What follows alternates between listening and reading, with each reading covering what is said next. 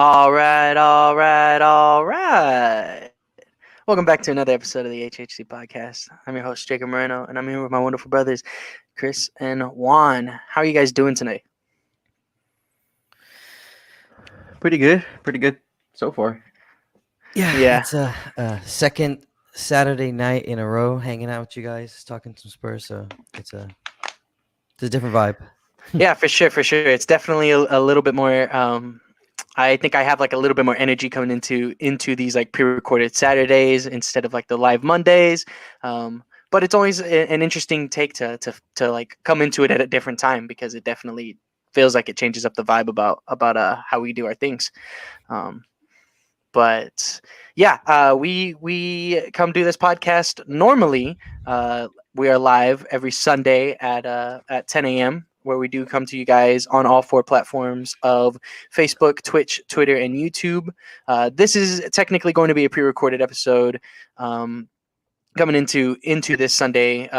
But we usually are live with y'all on those Sunday mornings. If you are watching this on Sunday, then it is still Fiesta. So it's still Fiesta in San Antonio. So we're repping some nice little Fiesta colors, or me and Juan are at least. Repping. Are you class shaming me or something like that? Because I don't have Fiesta jersey. Well, I'm gonna have to for now because I'm just saying, man. No, hey, so so I was walking, and I went into the fan shop at La Cantera, and I just asked him straight up. I was like, "Hey, you guys have Derek White jerseys on sale?" And he was like, "Yeah." He was like, "Yeah, the Fiesta ones are this." I can't remember how much they were, but probably a decent enough price where if I had it just a little bit on the side, I'd be like, "All right, let me have one of those." Um, Yeah, so man. I could have some Fiesta too. You won't see the number. I'll show you like how you guys look right now. Right, you can't see anything. Right? No, I mean, it's still pretty cool. It was just something that I thought about right before we were recording the podcast. I was like, oh, I just got this bandana today. I'll find some little Fiesta Gator wrap So and Jake is juiced on a Saturday, huh? it was definitely just a spur of the moment kind of thing for me to find this stuff. But guys, before we do start this podcast, make sure that you do follow us on Twitter at Heroes Half Court, where we do talk Spurs basketball on the near daily. We love having the interactions with y'all through any type of conversation. I know I saw Chris on the account able to clearly say out what Devin Vassell had said on the broad or through the broadcast camera and stuff like that. And I saw I'm sorry, his name is Josh Paredes, right?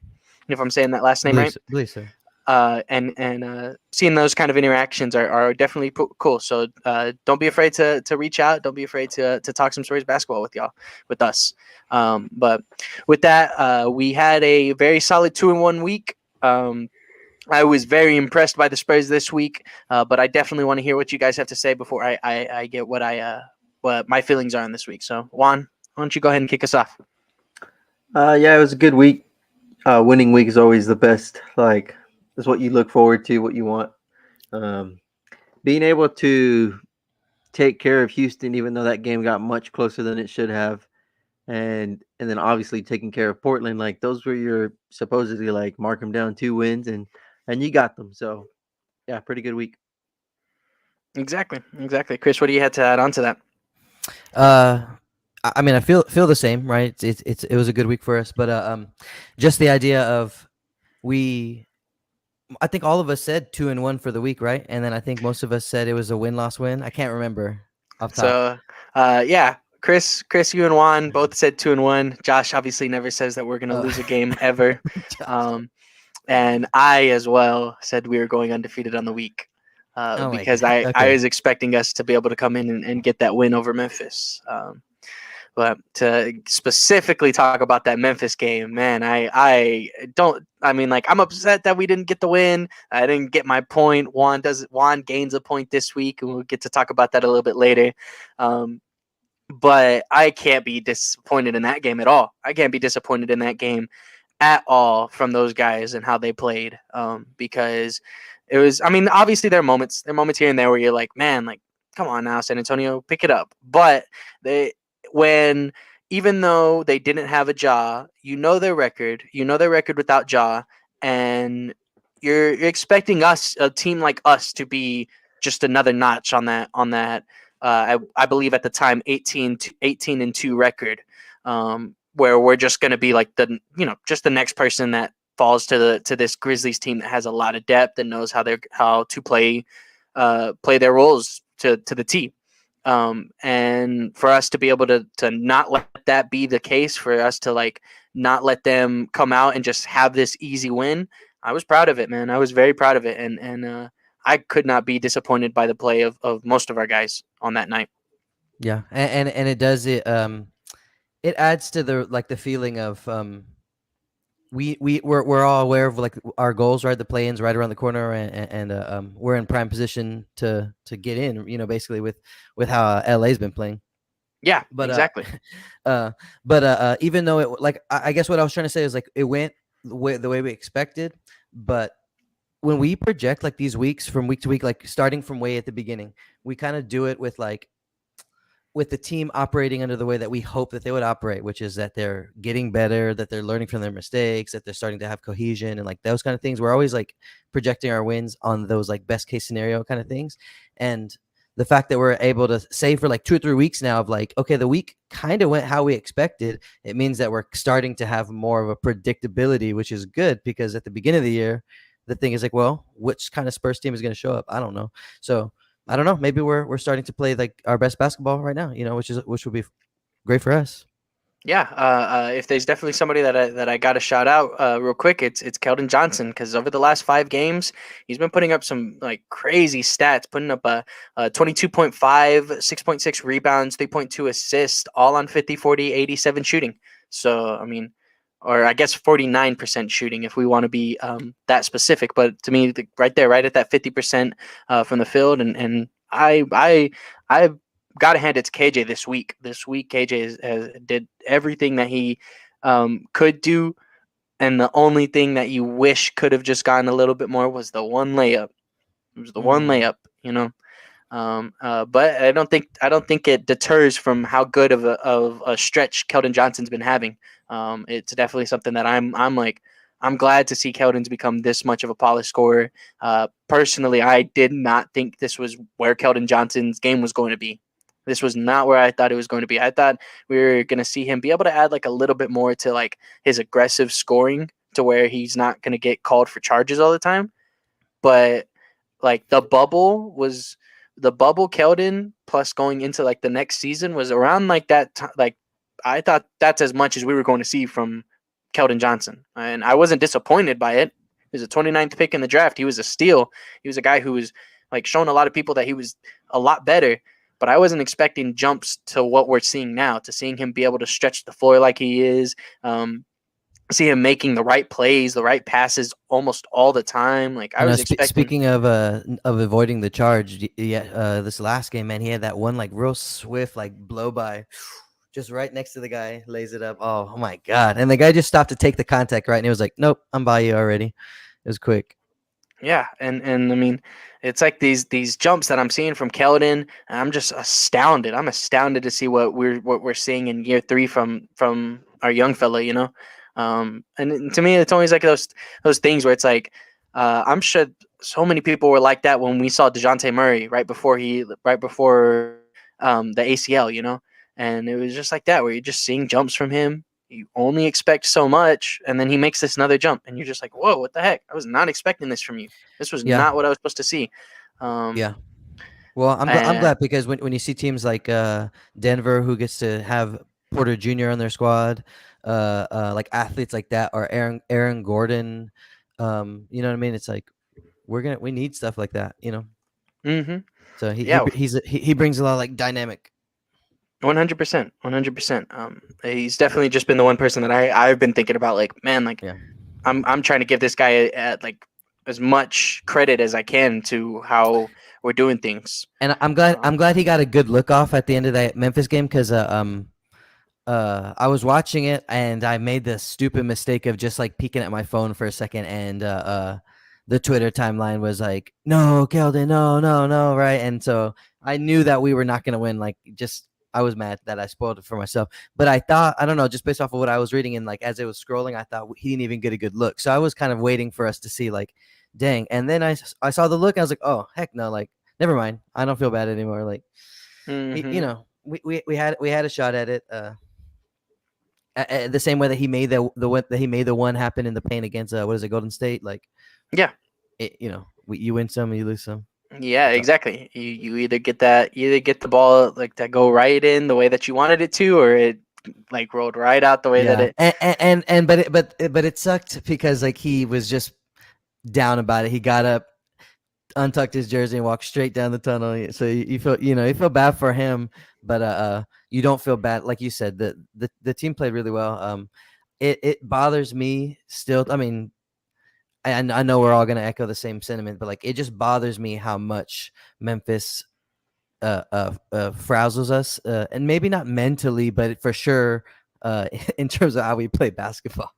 Like No kidding, man. we just start, you know, we just start to play they force us into a lot of bad situations, you know what I mean? And so we're still trying to navigate how to get through some of those situations. And on top of that, you know that somebody's gonna be talking, right? So of course we knew Dylan Brooks. I was surprised when they said that Dylan Brooks, this was our first time seeing him this year, because I'm like, I feel like I still feel this boy yapping from the like every time, even though he's probably never played, you know, this whole season. Yeah.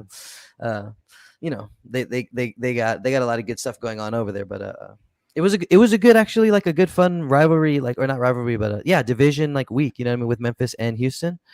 It was fun to see like what could be for like a while, like Jalen Green and Porter Jr. or not Porter, is it Porter Jr., right? Yeah, Kevin Porter Jr. Yeah, Kevin Porter Jr. You know, for the foreseeable future versus our young guys for the foreseeable future, like that. That's gonna be a fun thing to watch for the next couple of years. Yeah, 100%.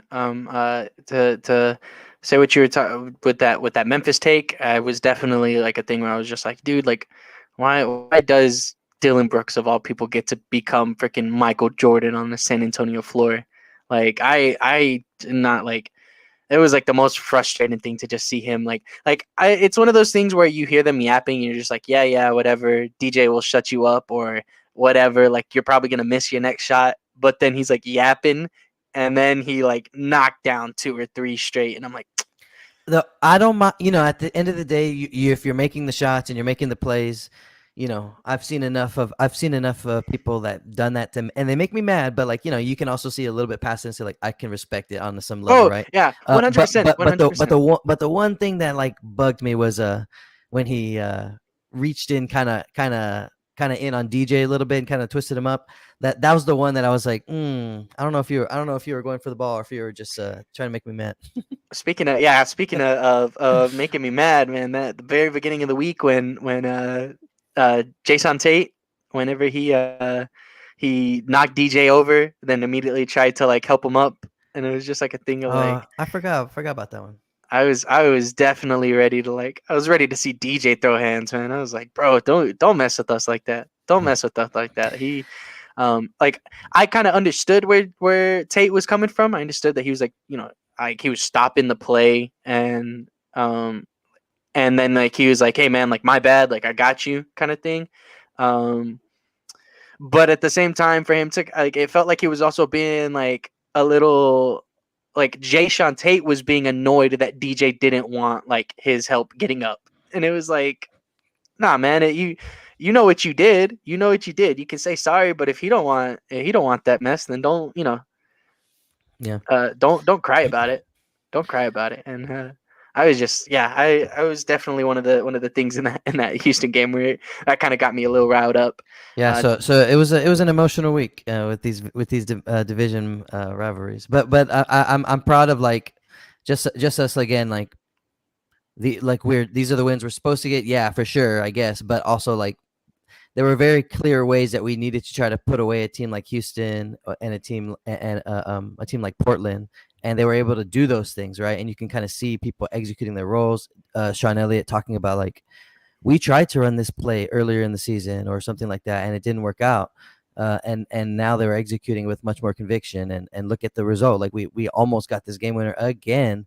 And correct me if I'm wrong, but didn't we miss out on a game winner recently? Or is this the only one? I felt like there was another clutch one that we just almost had, but either way, we're putting ourselves in these positions. You know what I mean? We're right there, and so it's exciting. Mm-hmm. Yeah, because like you said, like you get the Golden State game winner for Kelden, and you're like, oh, happy days. And then the Houston Rockets had the 3 roll out, like rim out to send it to overtime, and then you get the Memphis game. Like you're putting yourself in positions to win, and that's all you can like ask for. Like you're trying to win. Now there are certain things you can say, like the Houston game, like we let them back in it, like it shouldn't have never been a game, like for the final shot. Mhm. And then the Memphis game, like I get it. Memphis, I mean, the record without John Morant, I think they beat Phoenix just yesterday night on Friday night Yeah, without like 4 starters. I think they're just rolling. Those guys are on fire. They got something going yeah, really They're well on for them. fire. But so for us to compete with that, and then to like, I still felt like we gave them a lot of like crazy good looks, and let them be comfortable in the first half. But yeah, for sure. I just, to your guys' point about like the like last minute shots, game winning shots. Like we've had a couple go our way the last couple of weeks. The Memphis game was the first where it didn't go our way. Yeah, We were on a streak. and to put it even more into perspective, like that Memphis team was beating the top seeds in the East and West In the by like West. 20 point in the West, like beating like teams at the top of both conferences by like 20 points. They were outplaying those teams that still had Giannis on the court, that still had their stars playing. Like the Bucks is just a So one what you're game. saying is if we can get Phoenix in an 8-1. Oh man, I don't know if I'll tell you because I still trying to figure out whether or not we're gonna get our butts whooped in a 4 game sweep or if we're gonna take a team to 7. Like I still cannot. We'll have time to really think about playing. But I mean, Juan, you mentioned like the Memphis, at the end, like is that the game that stood out for you, or do you take one of the closer matchups or the lesser matchups, quote unquote? Yeah, I mean, I went to the game against Portland. Yeah, Yeah, that's right. How and was Lucky. that? the atmosphere was great. Everybody was beating up on Portland. It's at some points it kind of felt bad for Portland because they just had a bunch of guys out there who weren't, you know who just aren't there yet. And there was like the Drew Eubanks tribute video. And some people would say like, oh, they give tribute videos to anybody, but I think it's just like it just points to the class of the organization. You had a guy be here for 2+ years, and the impact he had. Like he was always at the community stuff. Anytime they see, like, they show the commercials like during the Spurs games, it's Drew Eubanks at like some type of charity, like whatever it was. Drew is the best, and um, he had a decent game again. But like the energy was high, everybody was happy. Obviously, it's all great like that when you're beaten up, but that the reason I say like that one stands out the most to me is because it kind of feels like the town is kind of gearing up where we're like, we're gonna make a run at this. Let's If go. if we can catch the New Orleans Pelicans and host that playing game, I mean I feel like we're gonna have a big turnout and a lot. It's gonna be like the Pelican game was really like high energy this last Friday. The Memphis game was high energy. That was in San Antonio.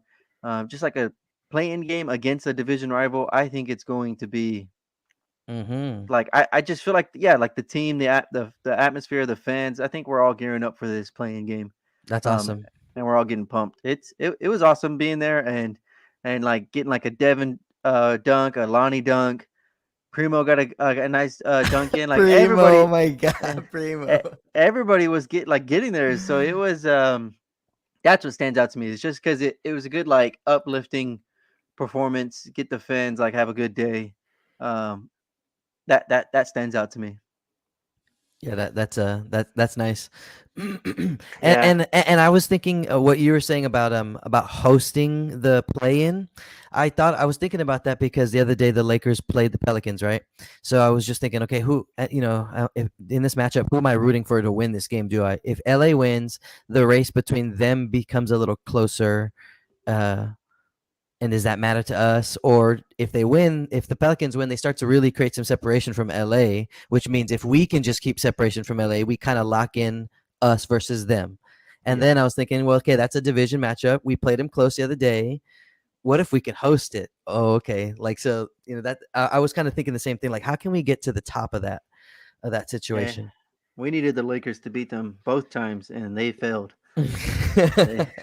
And I'll be honest though. The Anthony Davis and LeBron James played last night. Like, not to say that. I mean, anything about that. I know that they're still like working through it, but it's like, in a 1-game scenario, I don't want to give one game to Anthony Davis and LeBron James. You know what I mean? I'd rather see the Pelicans. So it's like 100%. It was that was the tiebreaker over both teams.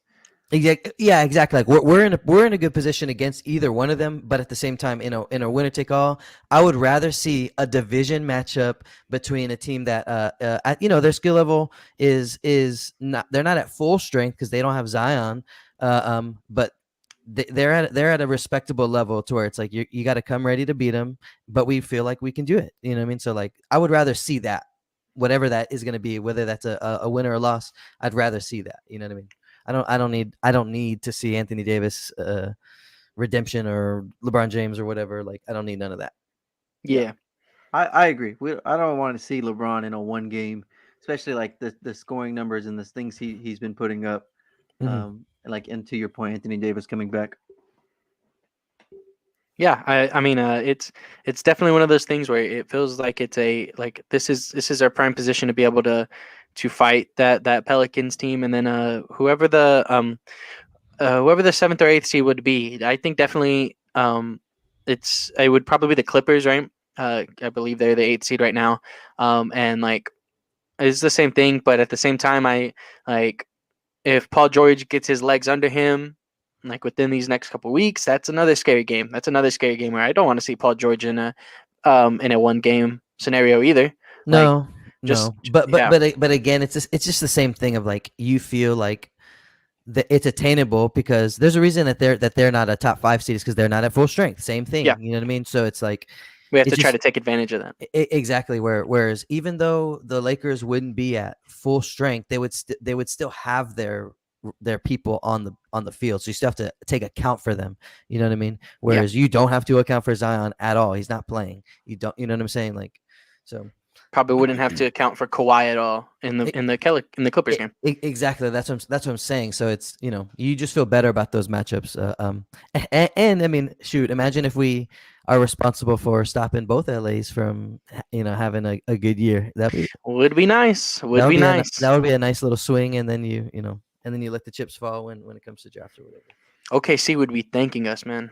OKC, well, technically New Orleans. New Orleans is the Lakers. That's the Lakers pick. Dang, but I feel like I was watching the away broadcast and they had mentioned like what somebody wants from us to help a pick go their way. And I was like, dang, go ahead. The Memphis pick would be if the Lakers make the playoffs, the Memphis will get the Lakers pick. And if it's in the top 10, the New Orleans gets the Lakers pick. And okay. So they're pushing for LA to be higher than us. Yeah, right. It's Memphis, right, Jake? Yes, it is Memphis. Okay, yeah.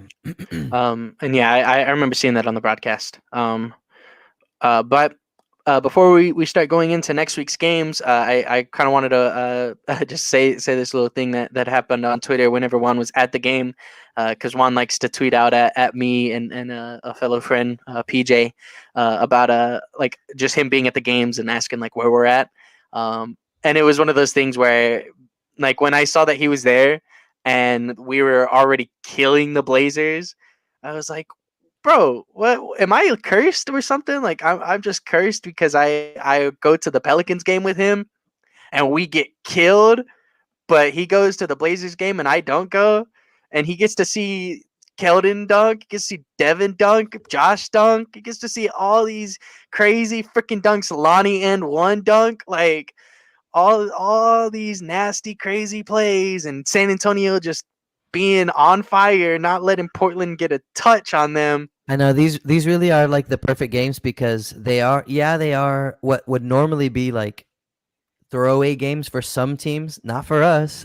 So it's like we're both equipped for like we're better than them and we need to beat you. So sorry, we're gonna come Yeah, at you. I was like, I was appalled, man. I was like, there's no I was way, appalled. there's no way that I am the curse, man. Well, I think the only it's reason because why I'm a real Spurs fan. That's why. you say that, I man. think Devin Vassell in that video that we were talking about the quotes. I think he was like, "Is screw Jake, right? Yeah, that's why we're popping off today." Right, no kidding, man. I could not stand it. I was sitting here in my dorm like so livid, like that's not fair. That's not fair that Yeah. he gets to see all this crazy stuff. Again, I'm a real fan. I only care about the Spurs. I don't have other Mm. teams that I root And for. I think the only reason why like the quote unquote curse didn't happen when we went to the Celtics game was because all three of the brothers were there, or all four of us, and like the other three brothers from me were there. So it was just enough for y'all to Well, we make almost that lost that curse game go because away. you were there. That's what I'm saying, man. So I'm just like, We had to send you for some nachos. Yeah, we ended up um, trading Derek White to the Celtics because you Oh were at that game. oh no, man. Come on, Jake. For some other context, we had gone to a preseason game in 2019, and that, or not, what, 2018, sorry, 2018. We had gone to a preseason game in 2018, or yeah, and that was the game that DeJounte Murray tore his ACL. Damn. It's because What else? you're a fan of the Heat.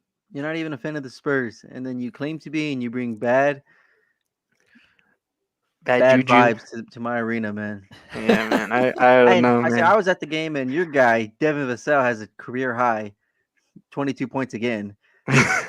For some reason, he can't break like over 22. that line, but I just I don't know, Jake. I'm Okay, never going to a so game with you again. speaking of, let's say we best case scenario we do what we need to do and things happen where we get to host a game against New Orleans. Would we try to get to that or what? Oh yeah, I'm trying 100%. Yeah, I'm still stuck in Lubbock till the end of the month. But if the Spurs are in a playoff push and we're into May, you'll best believe I'll be trying to work for some tickets, work to get some Hmm. tickets to go to a Spurs game in May. But yeah, no, I wouldn't. Sadly, I wouldn't be able to make it. Well, I guess not sadly, right? We were just talking about Yeah, it. you're not going no matter what. Not sadly. Jacob does not need to be around a AT&T Center anytime soon. So, You know, um, like the old Disney movies where they're like cheering in front of the TV or something like, yeah, yeah. That's gonna be you. Like, yeah. that's you. Yeah, exactly. That's exactly what it's been. Dude, I was sitting down, like just kind of minding my own business, and I look up and I see Josh Primo slam it down in that first quarter, and I was like, oh my god! I like jumped out from where See, I'm sitting and right then now. I was like, we on to the next games. Jake is always like, I was sitting around playing Pokemon, or I was doing this. I wasn't even watching, and it's like, I like to defend Jake, man. I like to defend Jake, but he does say that a lot. Like, I wasn't really watching the game; it was just playing. I'm like, okay. come on, man. I You're not. pay attention to the games, but sometimes there's You just got I you just got Amari. looked up, and all of a sudden, Lonnie Walker's hitting the game-winning three. He said that a yeah, couple. I did say He that. said, I I did wasn't say even that. paying attention, and then everybody started yelling. We won Well, the game. Are you kidding me? no, man. Kelden got a putback. I Chris, wasn't even Chris like paying just attention. Chris just said that he looked at his phone for 1 second, and then it's like one of those things where it's all right. It just happened. No. What I said is that the timeline happened to be ahead of the TV broadcast. That's what I'm saying. Is I made a mistake and I looked at my phone at the wrong time, and the result came in before I actually saw it. Not that I wasn't Okay. actually. I was standing up like this, watching, and then I just looked at my phone, and then I was like, "Oh, damn!" And I threw my phone behind me. I was like, "Oh my god!" Yeah. So not the same. Not the same, then. Not the same. I can't defend No, myself. not at Can't all. defend Dang. myself in this argument. I had to mute myself. I was laughing too hard. You're the worst, Jake. In football related news, Jake got a Amari Cooper jersey for Christmas, and that guy got traded off the Cowboys. So I really don't want Jake cheering for my teams anymore. Man, that's unfortunate too, and I can't even deny that I have my Amari Cooper jersey just sitting in my closet, and I don't know what to do with it anymore. I have no idea what to do with it, and I'm livid that the Cowboys traded Amari Cooper. They don't have So that livid. service where you can get like you'd have to get a Cooper jersey for another team or something. That's what it would be.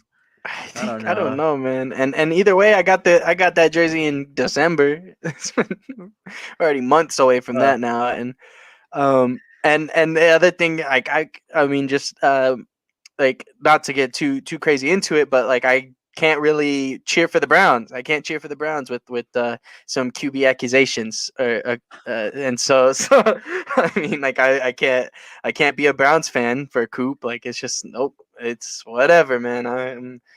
I'm still a Cowboys fan. I'm still riding along with that stuff. Trayvon Diggs, please get Stephon over here and do not leave Dallas. Do not leave Dallas. Okay, back to basketball. But Back back to to our Spurs. basketball. What type of week we got looking forward, Jake? Yeah. So we have a pretty interesting and exciting week, and all these games are must-win games. We have Portland to play. Then we will fly out to play against Denver. Go to play against Minnesota, and then come back home and play against Golden State. So 4 games this week. It's definitely going to be tough, but there's going to be a lot of basketball to be played. And again, all must-win games in my opinion. But how do y'all feel about this week going forward? I mean, just like you said, must win. There's been like a lot of tweets going around, like magic number, any combination of what is it, like 4 or 5 wins or losses for the Lakers. I think we're at 4 now. Yeah, 4. So, I mean, I have said on the podcast, it as much as it's like I've been all year, but it's about us. But what we do, the Lakers are like they're falling. I think they've lost 5 games in a row. I we don't need to win every game, but we do if we want to catch the Pelicans because they are 2 games ahead of us. They're 34 and 43. We're 32 and 45. So if we want them, yeah, we have to win every game. And as far as the Lakers go, they have the Nuggets tomorrow, and then the Suns on April 5th. So we might have like the clinching, like if we win the next 2 and they lose these next 2. Yeah, it could be decided kind of quick with some help from the Lakers. Real quick, let me see. So you are correct. They got the Nuggets tomorrow, and then the Suns, and then they get their last 3. They get Warriors, Thunder, Nuggets. So, I mean, are the Nuggets resting Jokic and their people by the time that they're playing them? No, because the Nuggets are right in the middle of the West too. They're gonna be fighting to make sure that they're not dropping below to, I believe, like a 7th seed, because I don't know. I think there is like a decent, like a tiny jump or something like that from the Timberwolves to the 6th seed. So you got the Nuggets are 2 games ahead of Minnesota for the 7th seed. So just just a tiny jump. They're a half game behind Utah for the 5th seed. So the Nuggets are going to be okay. Real quick, I know we'll have plenty of time later on to talk about the playoff teams. But if you're the Nuggets, would you rather see the Warriors at the 3 seed or slide up to play the Mavericks? Yeah, it's Mavericks all day. It's Mavericks all day. You definitely are trying to. To me, Steph might not even be playing. Yeah, right. Do you catch at least 1 game off of the Warriors guaranteed because there's no Steph? Not guaranteed, but you have a good shot at it. You know what I mean? Versus you got Dallas has been starting to click with their new guys. With Spencer, right? With Spencer Dinwiddie and who was the other acquisition that they had? I think Davis is in Dallas right now. Yep. Yeah, he is. So to me personally, I would say you're Denver. I'm pretty sure they said that they know that they're not going to have one of Jamal Murray or Michael Porter Jr. For the season. I want to say one of those players is done for the season, that they're not going to be able to make a comeback. And if it is, I think it's supposed to be in the later rounds. Then to me, you're trying to get somewhat that weakest competition, and I'd rather take a guarantee Luka, Spencer Dinwiddie, combination with that Mavericks team than hope that you can steal a game from a Steph-less Warriors and then hope that you can carry that momentum. Yeah. All right. We'll have plenty of time to talk. I think we could do like a playoff episode of HHC. That'd be fun. Yeah, 100%. And I think like you said, I feel like the only reason I wanted to talk about Denver is because Denver is one of the teams that we're playing against as well. Yeah, exactly. So we're also like, to me, that matters still. And Golden State, for that matter, and they have something. I don't know if they have something to play for, to be honest. But just in terms of the numbers, they're only a game ahead of Dallas for the to fall into the 4th spot. So I don't know if they are trying real hard, or if they're just going to prioritize health and feel like they can slide a little if needed, to make sure that they're just, as long as they get Steph back or whatever, who knows. But anyways, but we'll see. To be honest, as somebody who, if I think about what our ceiling is going to be, which is like, what are we going to do? We're going to push for an 8th spot and hope that we can just get a series against the 1 seed, right? Like, I guess that's probably the highest we're going to get to, right? So in that regard, I hope that a lot of these teams just keep playing at their full strength. I don't care about their I don't care about their durability in the playoffs, to be honest, because it's like whatever. So I hope we get a chance to see them at their full strength as the season's coming to an end, so that we can just test ourselves all the way to the end and see what we got. Like, that's kind of where I would stand on it, and then also hopefully if they're at full strength, it's helping our cause in them beating LA. Yeah. So, like, to your point, if the Nuggets just play everybody, I think, that'll be a game to struggle against for both us and the Lakers. But we have the Trailblazers and the Timberwolves and the Warriors who are missing. The Warriors are missing Steph, and we've competed with the Timberwolves. It took Karl-Anthony Towns career season game everybody. I don't know if he has the season high in points or whatever, but it took a 50+ point game in that game.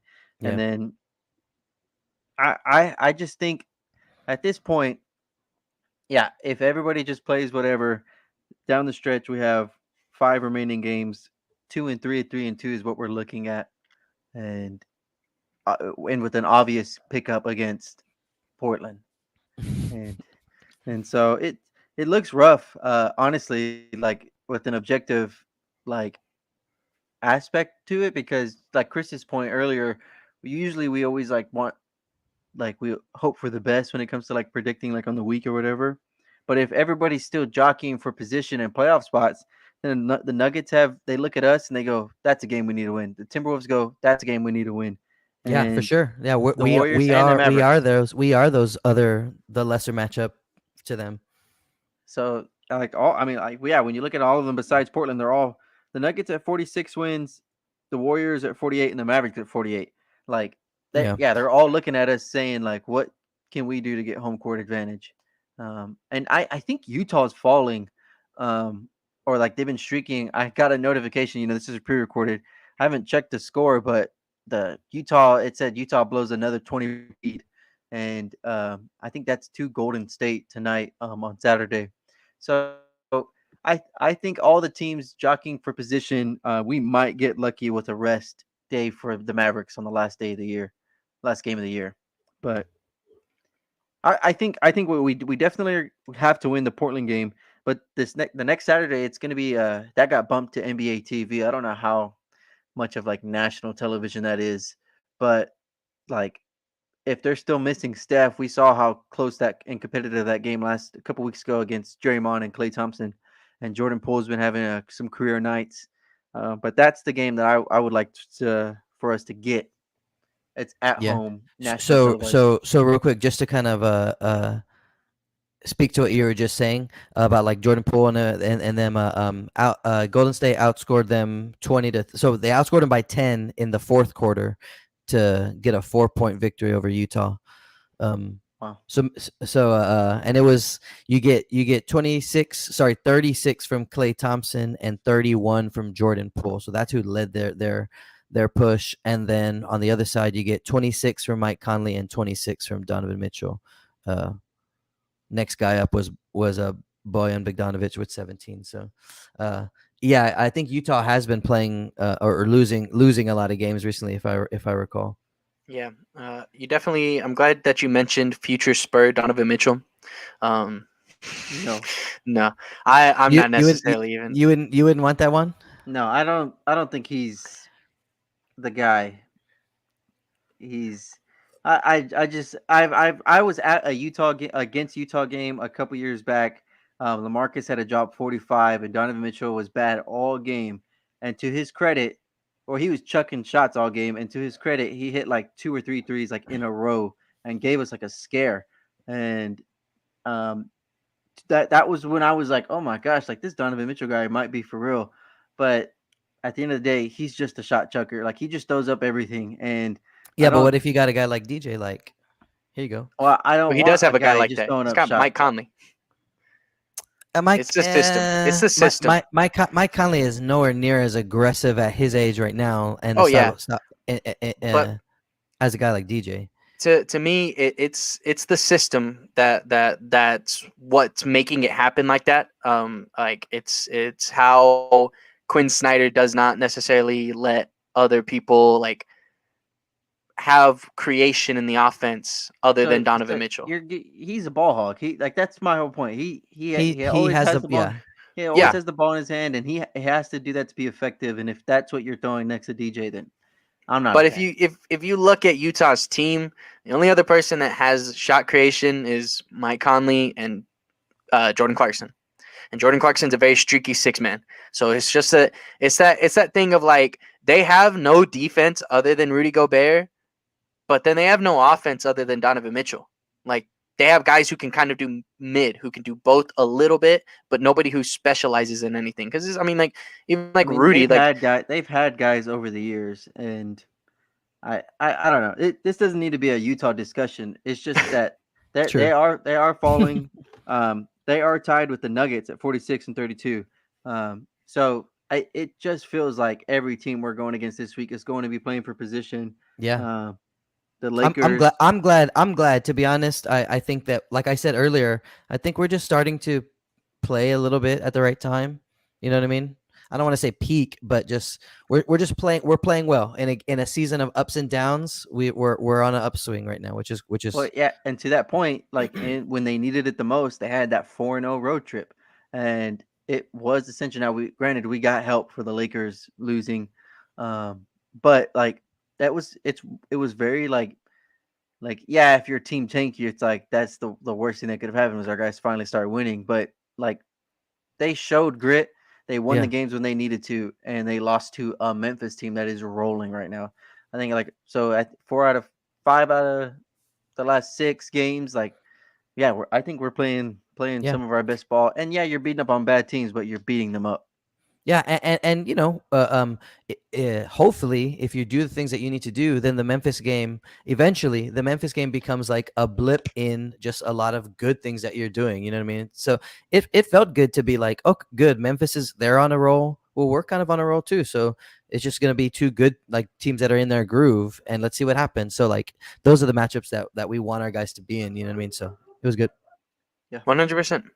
100%. I don't think there's anything that I can really add to what y'all guys are talking about in that sense. Like there was really nothing else to say other than this is the atmosphere of this week. This is the atmosphere of this week. Like that is And this is what we want. This is what we yeah. want. I mean, for a team like us, this is the closest we're getting to a playoffs is the playoff push. So we have to take value in that, and we have to seek value in that. You know what I mean? And 100%. there's a lot to be had. So Yeah. it's gonna be fun. I'm very excited to see what our guys are going to be doing over this week because I want to see one of our guys that aren't DeJounte Murray, and even now one of guys that aren't Kelden Johnson to step up, and I'll add another name to that table. Like Josh Richardson's been doing his thing. I want him to Yes. keep it up. I want him Yes. to keep it up because he's been so killer for us.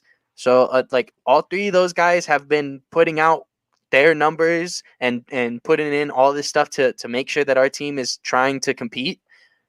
We need another person to be able to take that step. We need another person. We need a person, a Devin, Josh, Lonnie, Yak, even Well, Yak, because I think it definitely feels like we've been lacking, but that's because we have been lacking Lonnie for this past stretch. So we finally got him back. He was able to come in and luckily like look really loose, which was great. I mean, I'll be honest. Last week was I was talking the truth, or I was speaking the truth when I said like it did worry me how long, like, okay, he's still out. Okay, he's still out. Okay, he's still out. Like, I didn't know. And I didn't really so I was happy to see him come back. You know what I mean? So I don't know. I mean, if he keeps rolling, then I don't know. I think we're just gonna have a lot of weapons. I think we're gonna be playing with a lot of cohesion. I think I don't know. I think we're primed for something nice. Yeah. So to Jake's point, he was talking about like we need somebody outside of DeJounte and Kelden. And those are the difference between average teams, great teams, the consistency, obviously, right? That's no secret. But just Kelden being consistent, Jake had pointed out his numbers earlier. Like that's basically is what has contributed to this winning streak, to this good streak of games, because now it's not just DeJounte and you're trying to figure out who else is showing up. Now Yeah, it's been both of them. he's reliable. He's just reliable. Yeah, it feels good. Yeah, Yep. it does. It feels like we have 2 guaranteed 20-point scores.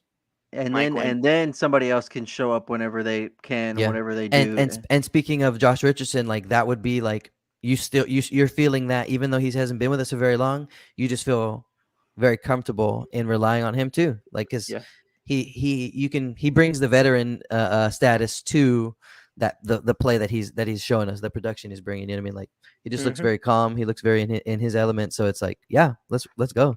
No. Before we start to get into the weekly predictions, there's 2 things that I wanted to talk about real quick. One of them is about Josh Richardson, so I'll go ahead and start bringing that up. That like I saw a tweet from Eric Salinas at Twitter talking about Josh Richardson and his play, and it has been very good. It has been like crazy. I don't think anybody of Spurs Twitter has like knocked Josh Richardson for his play with us so far, and it's a question that he brought up of, well, we're seeing Josh Richardson do this stuff, which is great for us, but it's also somewhat has been in like abnormality, right? Abnormality.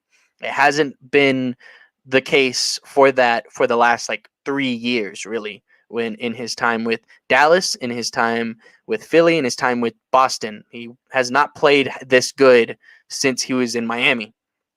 So coming into this offseason, how are we really feeling about Josh Richardson? Are we thinking that we should try to, like, if there's a pick out there for us, like we see that we're trading Josh Richardson for a future pick, or we're seeing him in a package deal, are you okay with that? Or do you want to see Josh Richardson on the squad next year because of how good he's been in this stretch?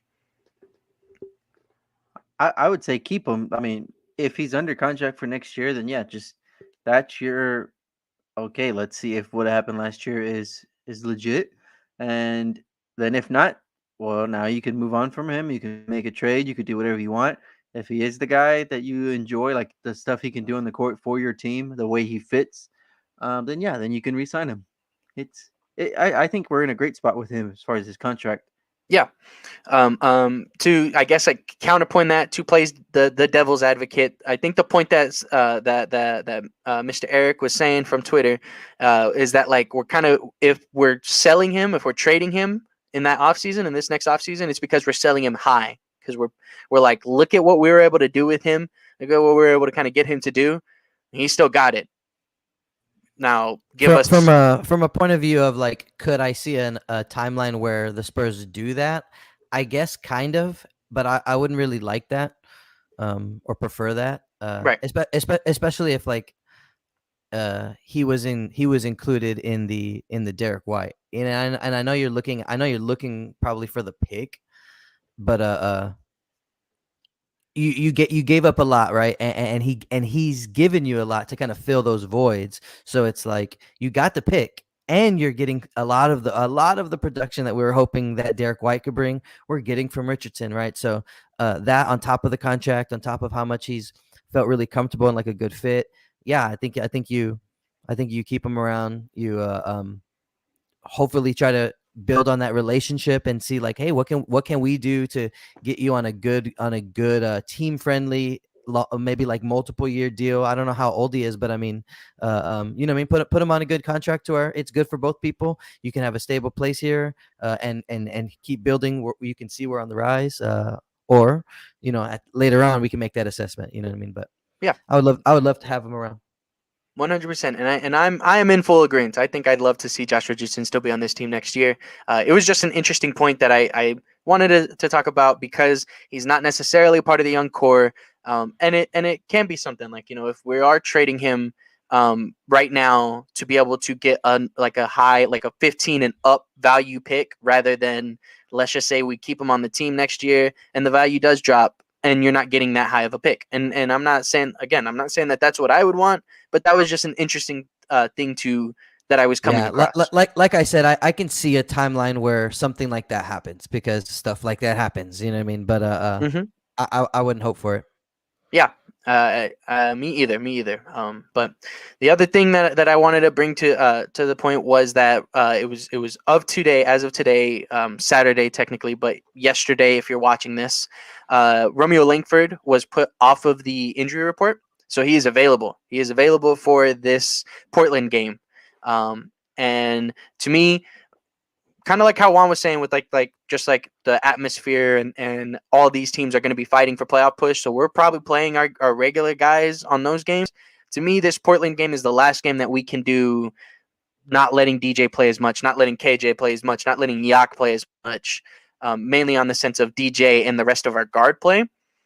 With Romeo Langford available, I want to see what we can get from him in this last game. I want to see if he can just whatever we can see to like kind of give us a preview of what to expect if he's still on the team next year, which I think he will be. We also brought back Weiskamp and Kaycock. So excuse me. If that's the case, right? We got all those guys back. Would you see Langford getting minutes in a game unless it's a game where like you don't have DJ? DJ's not playing tonight. KJ's not playing tonight. Lonnie's sitting out. You know what I mean? Like where we're just sitting a bunch of start. Like, do you see us just like pulling one of those? No? I don't know if I like, because to me I feel like I would rather just see like the likes of Kelden and Lonnie play. If DJ's not playing, then it is what it is.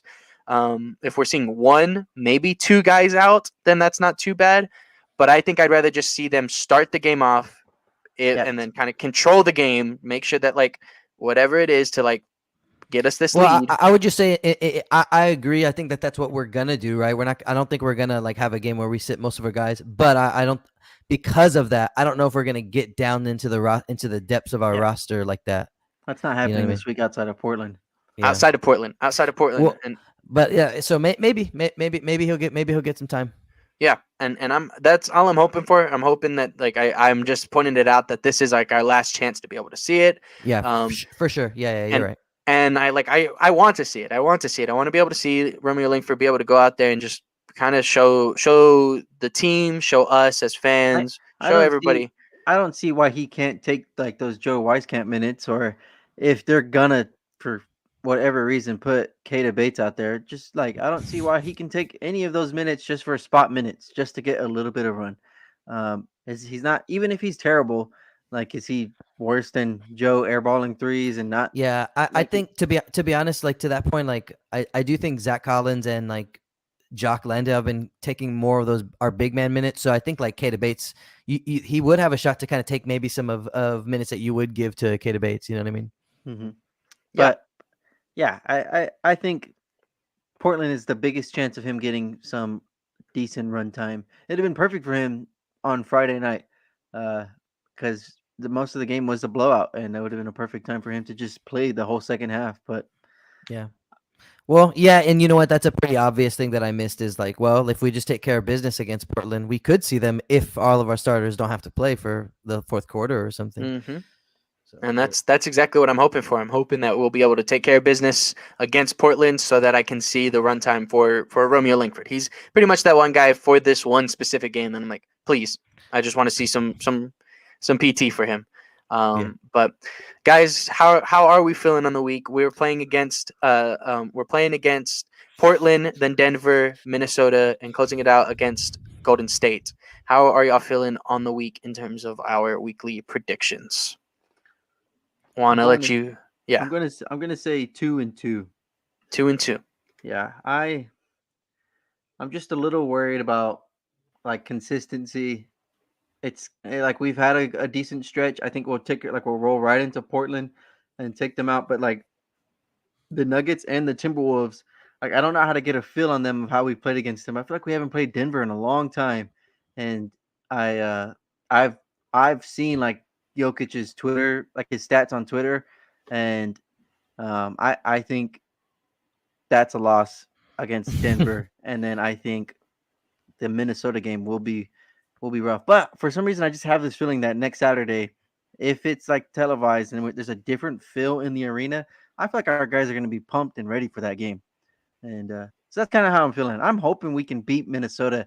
I don't think they're even really that much better than us. They have talent, and the talent shows like it did the last game when Karl Anthony Towns dropped 50 something points. So yeah, I guess they're better than us, but they don't always play up to their talent. And Yeah. I wish you would have been with us on that episode. It was just me and Jake that episode. But that's kind of how I felt too. It's like that you can see where all of their flaws are, and you can see that we have ways to beat them, but they do out talent us. And even though it's like, I don't know, sometimes it's like a big brainless like oaf walking around, but they got that big swing and they hit you with one shot, you're out. You know what I mean? Or yeah. It's just like that. Like yeah. But go ahead. I mean, yeah, keep going. That's basically. I think the Portland game has to be a win. If we lose to Portland tomorrow, that'll really shake up. I think our whole playing like chances because you got to pencil that in, and you got like a magic number against the Lakers. I think we'll take care of business in Portland, and I just for some reason have a good feeling about the Golden State game. Mm-hmm. Yeah, no, I think that is a very great thought process to go through, and it's definitely interesting to see how we're going to match up in those two away games, going into this week. But Chris, what's your predictions and how do you feel about it? Yeah, I would hope that we come in with a good mindset for that home game against it would be the last home game of the season. So like Juan was saying about having the good atmosphere for that nationally televised Warriors game. Plus, it's the first night of a back-to-back. So it's like if you're going to get one of those two, you want probably you aim for that Golden State game instead of the on the road second night of a back-to-back against the Mavericks. You know what I mean? So, and I know we'll talk about Dallas next week, but okay, so. For record-wise, I'll say the same. I'll say 2-2. I think there is a scenario where we could beat one of Nuggets or the Timberwolves, but I'm with 1-2 on Minnesota. Like it's a little bit like Memphis, where it's like they just made us play out of sorts, and it's like I think if we just came with a better mindset, if we kind of have a better game plan of how to manage Cat when he gets a little emotional and reckless, because he throws himself in the paint, but they give him a lot of contact and give him a lot of fouls. So like he can just, if he puts Jakob in foul trouble, we're cooked. You know what I mean? Against that team. So that's the thing that I would be worried about. But I think if we come ready for them, I would be anxious. I would be curious to see how we adjust versus the last time we played them. So, anything can happen against a team like that. So I think there's a scenario where we can go 3-2, or sorry, 3-1. But I'll or at the very least get a win against the Timberwolves. But I'll just say 2-2 for the week. Yeah, I think again, like I can 100% understand what you're coming from, 100% understand where Juan's coming from, and I'm literally like on what you were just saying. I'm like 3-1. I'm giving Josh the 4-0 in the week because Josh also before every podcast, pretty much, I'm always trying to ask him what his predictions are, but literally he was just like, hey man, I'm just gonna go undefeated every week, so don't even worry about asking me. So I'm gonna give Josh the 4-0 on the week, just because it's the easiest thing that we could do for that. But in terms of my opinion on the thing, yeah, I'm literally like, I'm with y'all. I agree with y'all. I'm just hoping that we can pull out a win. We can be able to upset one of Denver and upset one of Minnesota. Which or upset which one is more likely, or which one do you? I don't know, man. It's really tough. It's really tough to think which one we are going to upset. And technically, if we win against Golden State too, that's an upset game. That's an upset game. But I think y'all are both also in agreement that is the game that we will upset this week. Well, I think with if Warriors team without Steph Curry is closer to a talent level of a Minnesota. You know what I mean? So it's. So I mean, either way though, I'm in that ballpark of like I think we'll be able to like. Honestly, I'll put it in the sense of like 2 of the 3 games that we're playing in terms of Golden State, Denver, and Minnesota are like going to be upsets. So that could honestly be where we beat Denver and Minnesota, but then just kind of fall short to Golden State. Yeah, because I think all 3 of those can be like that. I mean, if our magic number is for the what if the best way to do it is just to take care of it yourself, Exactly. And so I'm really hoping that our guys are going to be able to step it up. That's the whole thing that I was trying to say before the weekly predictions is that one of our guys has to step it up, and I'm banking on that they're going to step it up. I'm banking on the fact that we're going to get these young guys to be able to fill this atmosphere and accept it, and then kill it, and not. Speaking of that magic number, though, of just like what are we going to know about the play-in situation? We have 4 out of the last 5 games of our season this week. The Lakers have, I think, all of their remaining games before we do our. Oh no, they have one. Their last game is next Sunday. So, so we're gonna know by next show what our future is looking like. You know what I mean? So, this is it. You know what I mean? This is our last. So we'll see. I would love for us to have a 3-in-1 week to finish this out, and then the Dallas game doesn't matter. You know what I mean? We'll know where we stand, 9 or 10 or whatever.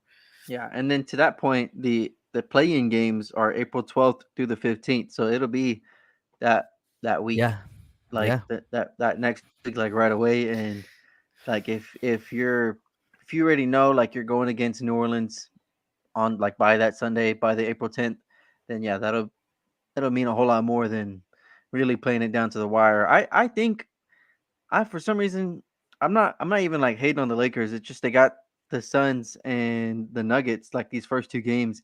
Like we could know by that Tuesday, by that April 5th, like we're in. Exactly. It could happen quick. So I don't know. I'm hopeful. Like Jake said, somebody's gonna step up for this team. I know DeJounte's gonna be there. I guess right before we finish the show, I had DeJounte's numbers since the All-Star break. He's averaging 25.7 points a game, 8.9 assists, and 8.7 rebounds. And it's only 15 games, but that's like, I mean, those numbers that's what all these other guys throw up, and they crown them. They want like all NBA teams. Now he didn't do it all year.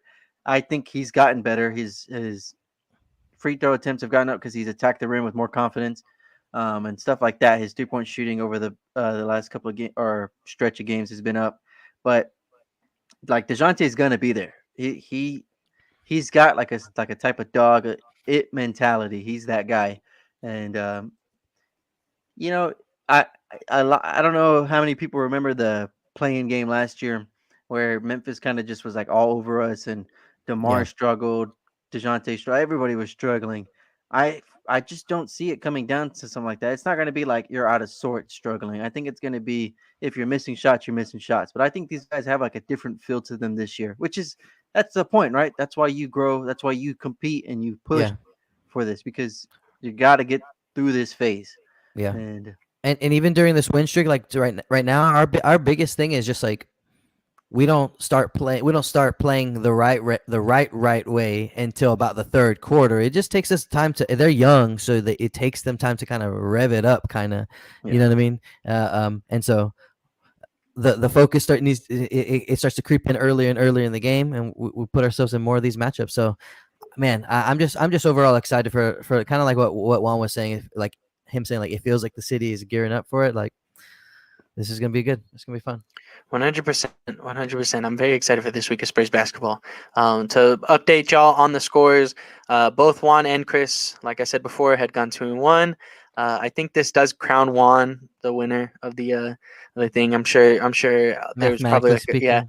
like at some other point it was like maybe like just a little close or whatever. But I think this is what a 3-point deficit. So even if Juan loses a point and I gain a point, it doesn't it like it. What can we do it on that Dallas game? Because if I say we win and Juan says we win, then we like If you're saying if Juan loses one, he'll be at 1. If you go up 1, you'll be at 0. So it'll be a 1-point deficit.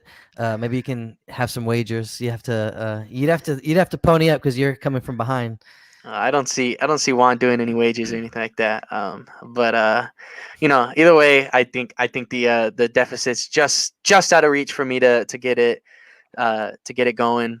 And he chose 2-2 on the week, so pretty much the only way that he could lose a point is if we went 4-0 or we went 0-4. 0-4, and then that if we went 4-0, then I lose a point already. So.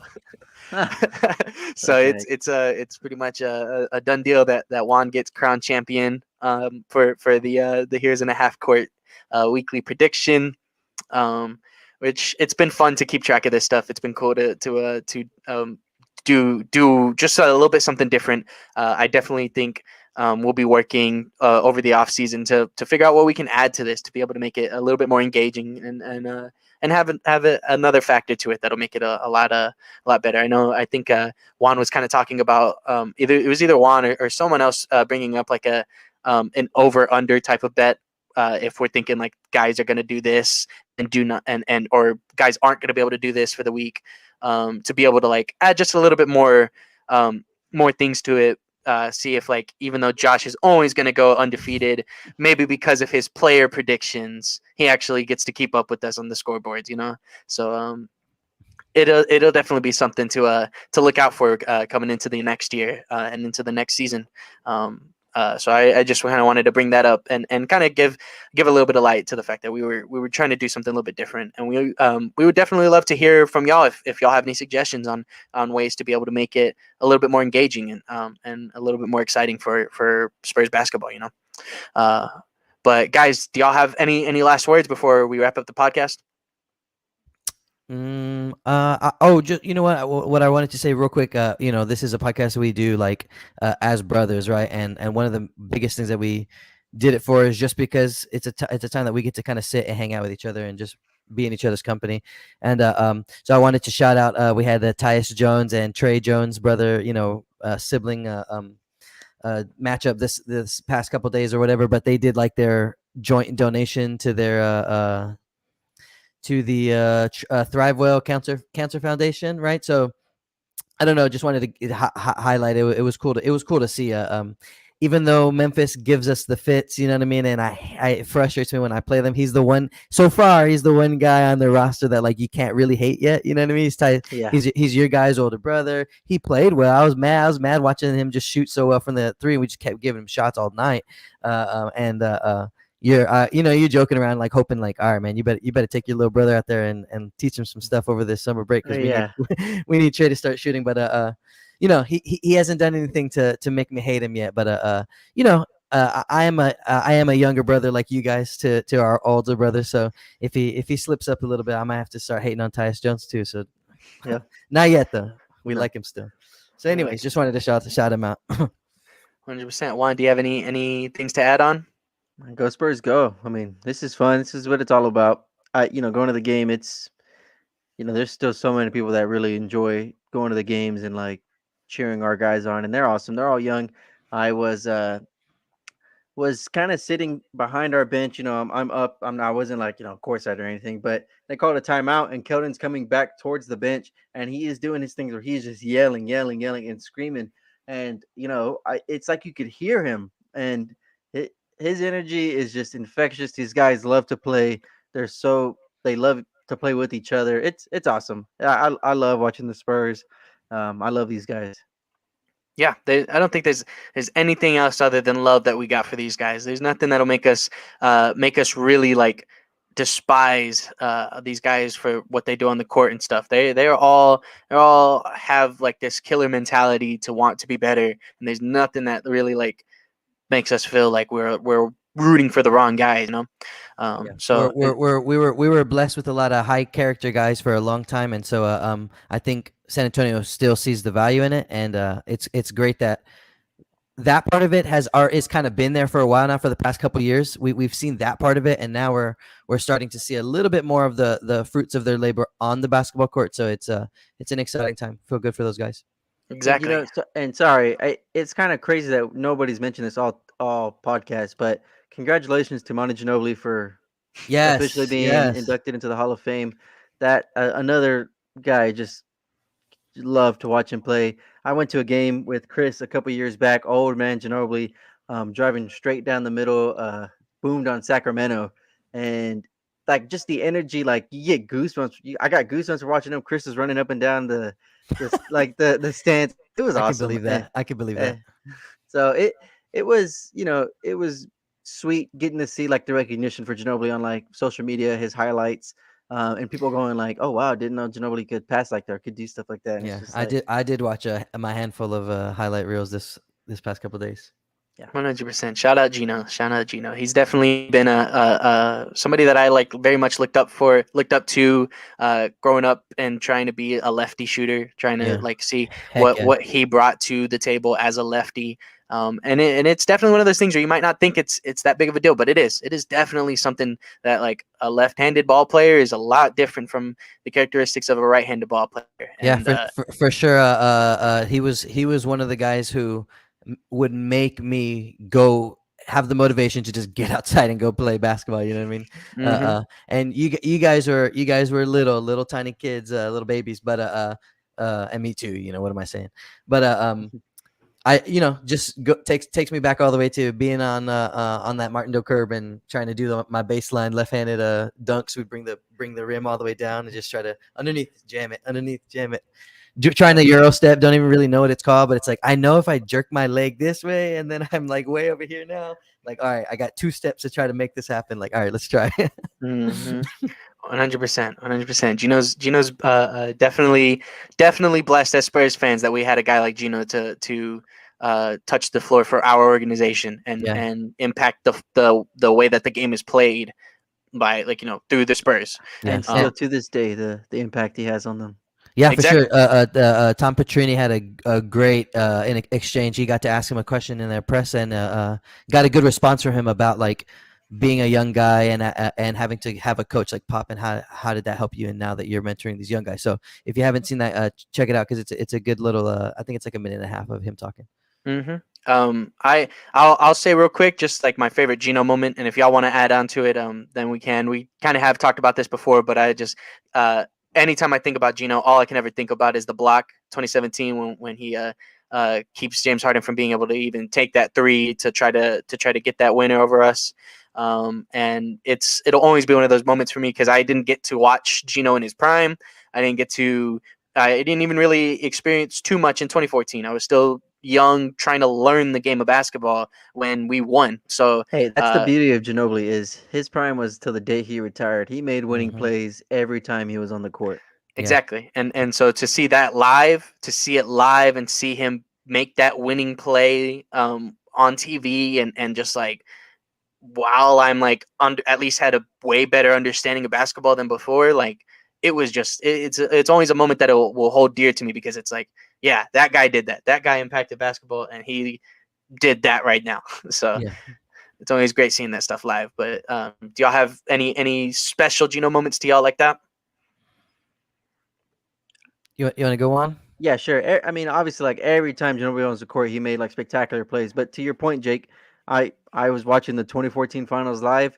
Nothing will beat that Ginobili poster dunk on Chris Bosh, and then later in the game, him and Patty Mills, uh, taking turns hitting like those dagger. I mean, I say dagger threes. We were already kind of There were a winning million daggers. Every one Yeah, of them was perfectly placed. yeah, and it was that day like the kind of thing I was talking about earlier. Like it was goosebumps. It was just like crazy, like emotions. It was like we're winning, we're doing this, and I was only a sophomore in high school, and I'll always keep that with me, just like watching that live and running around the living room going crazy when Ginobili postered Chris Bosh, threw off Ray Allen, throw down the poster. It was beautiful. Yeah, I love the slow mo too, because you get to savor the just get the hell off me, boy. I'm Yeah. about to jam this. I mean, same as you guys. You know, there's so many to mention. Just the idea of him like playing with a broken arm, big old cast on his arm, and having to go against the Grand Grizzlies, having to be the old man to extend the Golden State series in his final time with us, trying to just do what he can. You know what I mean? And then even take me all the way back to him just being like reckless as heck and going off for like 50 against Phoenix in the playoffs, like long hair and everything. You know what I mean? So it's just been, I'm a little older than you guys, so I've been my moment of being like that was when during those like 05 runs, 06, 07, 08, like all through that era. So just loved him. 100%. That's the dude. I still remember needing to go to bed because it was a school night. It was a late game against Chicago on TNT right before the All-Star break. I think both teams were the number 1 seed, and Ginobili catches it, and then just the behind the back pass to Patty Mills, like on the cut through. Like I still remember the exact, like it was the game. It was TNT. There was hyping us up as 1 seed. I'm pretty sure we lost that game. That's the part I'm hazy on because I don't want to remember it.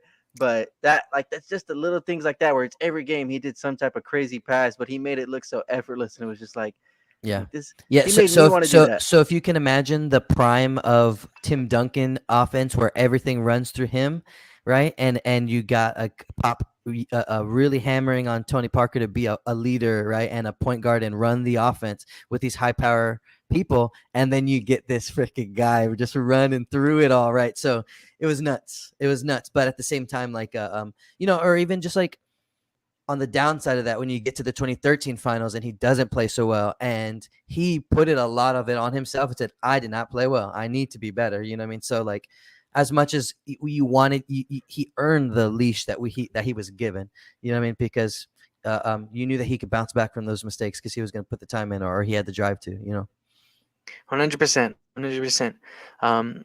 We love Gino. Shout out Gino. And I'm definitely gonna get off this pod right after and just start watching a lot more Gino moments. Honestly, I'm like, I kind of want to look up that Chicago play. Yeah, now I'm like now I gotta look up top 50 best Gino passes of all time. But guys, before we in this podcast, I have to mention that we do usually go live on Sundays at 10 a.m. To all 4 platforms of Facebook, Twitch, Twitter, and YouTube, all of which that you can catch us live. But if you cannot, if you can't catch us while we are doing the live show, you can definitely watch the VODs on all 4 platforms right after the fact and be able to catch up on any of the talks that you missed out on. Make sure that you do follow us on Twitter at Heroes Half Court, where we do talk Spurs basketball on the near daily.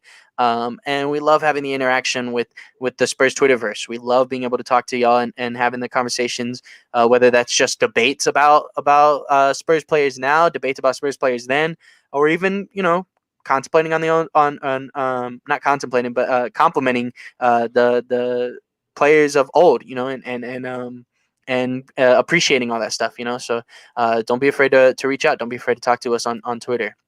But with that being said, guys, I hope everybody has a wonderful and a blessed day. We are out.